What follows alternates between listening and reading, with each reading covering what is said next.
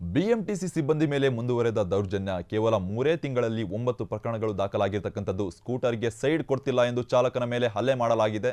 ಕೆಲ ಸಿಬ್ಬಂದಿಗಳಿಂದ ನಿನ್ನೆ ಸಂಜೆ 5:40ಕ್ಕೆ ನೃಪತುಂಗ ರಸ್ತೆಯಲ್ಲಿ ಕಂಡುಬಂದಿರತಕ್ಕಂತ ಘಟನೆ ಇದು ಬಿಎಂಟಿಸಿ ಸಿಬ್ಬಂದಿ ಮೇಲೆ ಮುಂದುವರೆದ ದೌರ್ಜನ್ಯ ಕೇವಲ 3 ತಿಂಗಳಲ್ಲಿ 9 ಪ್ರಕರಣಗಳು ದಾಖಲಾಗಿರತಕ್ಕಂತದ್ದು ಸ್ಕೂಟರ್ಗೆ ಸೈಡ್ ಕೊಡ್ತಿಲ್ಲ ಎಂದು ಚಾಲಕನ ಮೇಲೆ ಹಲ್ಲೆ ಮಾಡಲಾಗಿದೆ ನಿನ್ನೆ ಸಂಜೆ 5:40ಕ್ಕೆ ನೃಪತುಂಗ ರಸ್ತೆಯಲ್ಲಿ ಕಂಡುಬಂದಿರತಕ್ಕಂತ ಘಟನೆ ಇದು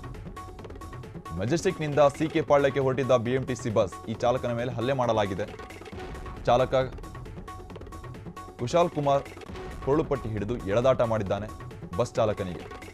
ಹಲ್ಲೆ ನಡೆಸಿ ಜೀವ ಬೆದರಿಕೆ ಹಾಕಿ ಅವಾಚ್ಯ ಶಬ್ದಗಳಿಂದ ನಿಂದನೆ ಮಾಡಿರತಕ್ಕಂಥದ್ದು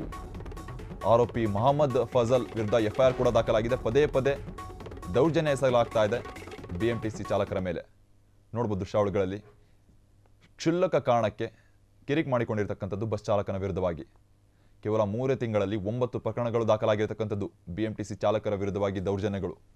ಸ್ಕೂಟರ್ಗೆ ಸೈಡ್ ಕೊಟ್ಟಿಲ್ಲ ಅಂತ ಈ ಒಂದು ಹಲ್ಲೆ ಮಾಡಿರತಕ್ಕಂಥದ್ದು ನಿನ್ನೆ ಸಂಜೆ 5:40ಕ್ಕೆ ನಡೆದ ಒಂದು ಘಟನೆ ಇದು ನೃಪತುಂಗ ರಸ್ತೆಯಲ್ಲಿ ಮೆಜೆಸ್ಟಿಕ್ನಿಂದ ಸಿಕೆ ಪಾಳ್ಯಕ್ಕೆ ಹೊರಟಿದ್ದ ಬಿಎಂಟಿಸಿ ಬಸ್ ಈ ಒಂದು ಚಾಲಕನಿಗೆ ಹಿಗ್ಗಾಮುಗ್ಗ ತೆಳಿತ ನಡೆಸಿ ವಾದ ಮಾಡಿರತಕ್ಕಂಥದ್ದು ಅವಾಚ್ಯ ಶಬ್ದಗಳಿಂದ ನಿಂದನೆ ಕೂಡ ಮಾಡಲಾಗಿದೆ ಯಾವುದೇ ಸೇಫ್ಟಿ ಇಲ್ಲದಂತಾಗಿರತಕ್ಕಂಥದ್ದು ಬಿಎಂಟಿಸಿ ಬಸ್ ಚಾಲಕರಿಗೆ ಬೆಂಗಳೂರಿನಲ್ಲಿ ಹಿಗ್ಗಾಮುಗ್ಗ ಹಲ್ಲೆ ಮಾಡೋದು ಅವಾಚ್ಯ ಶಬ್ದಗಳಿಂದ ನಿಂದನೆ ಮಾಡೋದು ಇದು ಪದೇ ಪದೇ ಕಂಡು ಬಂದಿರತಕ್ಕಂಥ ಪ್ರಕರಣಗಳು ಬೆಂಗಳೂರಿನಲ್ಲಿ ನೋಡ್ಬೋದು ದೃಶ್ಯಾವಳಿಗಳಲ್ಲಿ ಏಕಾಏಕಿ ಸ್ಕೂಟರ್ಗೆ ಸೈಡ್ ಕೊಟ್ಟಿಲ್ಲ ಅಂತ ಹಲ್ಲೆ ಒಳಗಾಗಿದ್ದಾರೆ ಚಾಲಕ